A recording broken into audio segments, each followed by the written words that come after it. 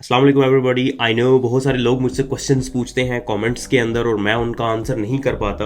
इसकी बहुत सारी वजूहात हैं, लेकिन मैंने ये डिसाइड किया है कि मैं कुछ कमेंट्स लेके जो इम्पोर्टेंट क्वेश्चंस हैं आप लोगों के, उनके ऊपर वीडियो बनाऊंगा। तो आज मैं 5 इंपॉर्टेंट क्वेश्चंस जो बार बार मुझसे पूछे जा रहे हैं शुगर से मुतल्लिक, उनके बारे में आंसर करूंगा। पहला क्वेश्चन जो मोस्ट कॉमन क्वेश्चन है और सबसे इंपॉर्टेंट क्वेश्चन है वो ये, क्या शुगर की बीमारी को ख़त्म किया जा सकता है या नहीं। तो शुगर को, डायबिटीज को रिवर्स किया जा सकता है। हाँ, टाइप 1 डायबिटीज रिवर्स नहीं होती। टाइप 1 वो वाली होती है जो बचपन में हो जाती है या बहुत यंग एज में हो जाती है। जो आपको 30-35 साल के बाद होती है वो यूजुअली टाइप 2 डायबिटीज होती है और वो मोटापे की वजह से होती है। टाइप 2 डायबिटीज रिवर्स हो सकती है, मतलब आप दवाइयों से जान छुड़ा सकते हैं। ये 2017 में एक क्लिनिकल ट्रायल हुआ, डायरेक्ट के नाम से जाना जाता है। उसमें बहुत सारे लोगों ने अपना वजन कम किया और उसके थ्रू उन्होंने अपनी शुगर पे कंट्रोल ना सिर्फ किया बल्कि अपनी शुगर को अपने जिस्म से ख़त्म कर लिया, रिवर्स कर ली डायबिटीज़। वो अपनी शुगर की दवाइयों से उन्होंने जान छुड़ा ली। तो शुगर की दवाइयों से आप जान छुड़ा सकते हैं, मतलब शुगर आप अपने जिस्म से ख़त्म कर सकते हैं, लेकिन ये एक मुश्किल काम है। इसके बारे में मैंने कंप्लीट वीडियोज़ बनाई हुई हैं, वो आप मेरे यूट्यूब चैनल पर देख सकते हैं। दूसरा क्वेश्चन है, क्या शुगर के मरीज़ आर्टिफिशियल स्वीटनर्स स्पेशली स्टीविया इस्तेमाल कर सकते हैं या नहीं।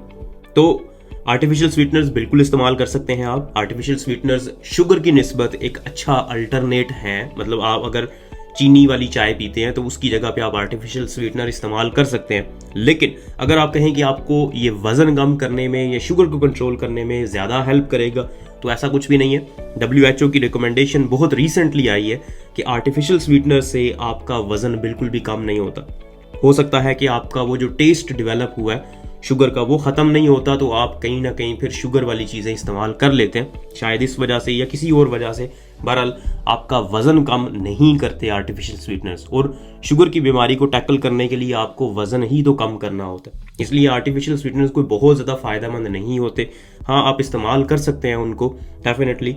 अगर आपको शुगर की क्रेविंग्स होती हैं तो शुगर की बजाय आर्टिफिशियल स्वीटनर्स इस्तेमाल करना ज़्यादा बेहतर है। तीसरा क्वेश्चन ये बहुत कॉमनली पूछा जाता है जब भी मैं कहता हूँ कि शुगर की बीमारी वजन की वजह से होती है, मोटापे की वजह से होती है। अगर आप मोटापा कम करेंगे तो आपकी शुगर की बीमारी खत्म होना शुरू हो जाएगी। तो बहुत सारे लोग ये क्वेश्चन करते हैं कि हमारा तो वजन पहले से ही कम है तो हमें शुगर क्यों है। जिन लोगों का वजन कम होता है उनको शुगर क्यों होती है। तो देखिए, शुगर की इकसाम होती है। ज़्यादातर टाइप 1 शुगर जिनको होती है वो पतले लोग होते हैं और उनको उम्र के पहले हिस्से में, मतलब बचपन में हो जाती है। 25 साल से पहले पहले यूजुअली ये हो जाती है। लेकिन जो टाइप 2 डायबिटीज़ होती है उसमें भी मोटापा शुरू में होता है। जब शुगर होती है आपको मोटापा होता है। ये ऐसी एक बीमारी है डायबिटीज़ टाइप 2 जो आपको 50% लोगों को पता ही नहीं होता कि उनको शुगर का मसला है, और जब वो डायग्नोज होती है, जब उसकी तशखीस होती है तो उसकी पेचीदगियाँ आना शुरू हो जाती हैं। तब उसका पता चलता है कि ये बीमारी इस बंदे को है। इसलिए पहले अगर आप मोटे थे, अब पतला होना शुरू हुए, अब आपका वज़न कम हुआ है, तो इसका मतलब ये है कि शुगर की वजह से आपका वज़न कम हो रहा है। क्यों कम होता है? क्योंकि शुगर में इंसुलिन रेजिस्टेंस हो जाती है। जब इंसुलिन रेजिस्टेंस होती है उसका मतलब ये होता है कि आप जो भी खाना खा रहे हैं उससे जो भी ग्लूकोज बन रहा है वो ग्लूकोज आप इस्तेमाल नहीं कर पा रहे। इंसुलिन अपना काम नहीं कर रही, उस ग्लूकोज को इस्तेमाल नहीं करवा रही, और फिर आपको ताकत तो चाहिए। ताकत कहाँ से आ रही होती है? फैट से, चर्बी को पिघला के, और आपके जो मसल्स होते हैं, पट्टे होते हैं, उनको पिघला के। तो उसकी वजह से आपको कमज़ोरी होना शुरू हो जाती है। तो अगर आप पहले थोड़े मोटे थे, अब पतले होना शुरू हो गए हैं डायबिटीज़ की वजह से, शुगर की वजह से, इसका मतलब ये है कि आप में इंसुलिन रेजिस्टेंस बहुत ज़्यादा है। आपको इंसुलिन रेजिस्टेंस कम करने की ज़रूरत है। और अगर आपका वज़न बहुत कम हो गया है तो आपको वेट गेन की ज़रूरत है, वज़न ज़्यादा करने की ज़रूरत है हेल्थी तरीके से। उस पर भी मैंने वीडियो बनाई हुई है कि आप अपना वज़न हेल्थी तरीके से, अगर आपको शुगर है या नहीं भी शुगर, आप अपना वज़न कैसे ज़्यादा कर सकते हैं। चौथा क्वेश्चन ये पूछा जाता है कि कौन सा ऑयल शुगर के मरीजों के लिए बेहतर है, खाने में कौन सा ऑयल इस्तेमाल करें। तो जितने भी वेजिटेबल ऑयल्स हैं वो इस्तेमाल आप कर सकते हैं। कोशिश ये करें कि अच्छे वाले वेजिटेबल ऑयल्स इस्तेमाल करें।